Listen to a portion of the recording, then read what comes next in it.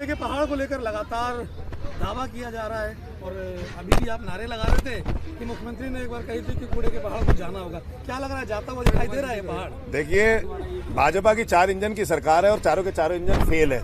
आज आम आदमी पार्टी के पार्षद एवं आम आदमी पार्टी के कार्यकर्ता इस भलसवा लैंडफिल साइट पर आए हैं और कूड़े के पहाड़ के सामने खड़े हैं। मुझे तो कूड़े का पहाड़ कहीं से भी कम नहीं दिख रहा। आम आदमी पार्टी की सरकार में वहां उस साइड पे कूड़े का पहाड़ खत्म हो गया था, लेकिन फिर से आपको कूड़े का पहाड़ फिर से नजर आ रहा है यहाँ पे। और यहाँ से भलसवा से कूड़े के पहाड़ को किराड़ी ले जाना या भलसवा से कूड़े के पहाड़ को मुंडका ले जाना और वहां बच्चों की मौत होना, लोगों की मौत होना, वहां पे पानी एकत्रित होना, लोगों की लिए जो सुविधाएं हैं वो सारी की सारी खत्म हो चुकी है वहां पे।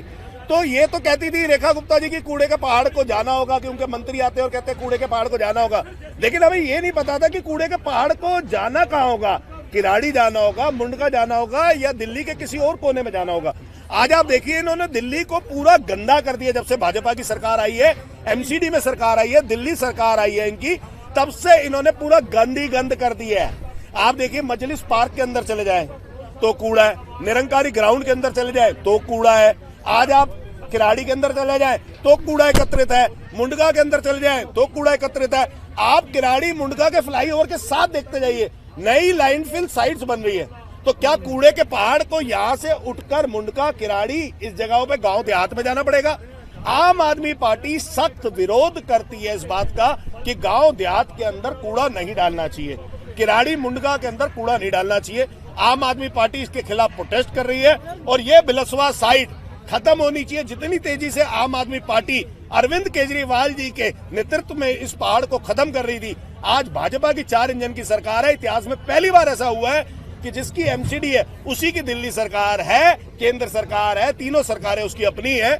तो मुझे लगता है फिर भी भाजपा काम नहीं कर पा रही, तो भाजपा की नीयत में खोट है। सिर्फ वो बातें करते हैं, बोल बच्चन है, सिर्फ वो ये कहते हैं कि यहाँ से कूड़े के पहाड़ को जाना होगा, लेकिन दिल्ली के विभिन्न कोनों में जाकर दिल्ली के नागरिकों की जिंदगी को बर्बाद करने का काम कर रही है रेखा गुप्ता। प्रदूषण को लेकर के भी हाहाकार मची हुई है दिल्ली में और लगातार AQI बढ़ता है और सबसे बड़ा जनक अगर कहा जाए प्रदूषण का तो इस इलाके का यही है, लेकिन बावजूद इसके दावा होता है, काम नहीं होता, हट नहीं पा रहा कूड़े का पहाड़, तो प्रदूषण कैसे कम होगा? आप एक चीज देखिए, जितने लोग यहाँ पे आसपास रहते हैं, इसके अंदर पॉइजनस गैस निकलती है, इसके अंदर अक्सर आग लग जाती है, कूड़ा लगातार यहाँ पे गिरता है, बदबू खूब होती है यहाँ पर।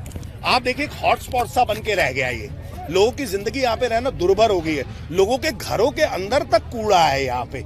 तो मुझे लगता है कि ऐसी दिल्ली की मुख्यमंत्री जो दिल्ली के नागरिकों का दर्द नहीं समझ सकती, ऐसे मुख्यमंत्री को अपनी कुर्सी पे रहना नहीं चाहिए। रेखा गुप्ता को तुरंत प्रभाव से इस्तीफा दे देना चाहिए और मुझे लगता है कि उन्होंने एक कूड़ा नीति निकाली है, समझ रहे हैं, उस कूड़ा नीति के तहत वो किराड़ी के अंदर और मुंडका के अंदर कूड़ा ही कूड़ा करे जा रही है। तो शर्म आनी चाहिए ऐसे मुख्यमंत्री को।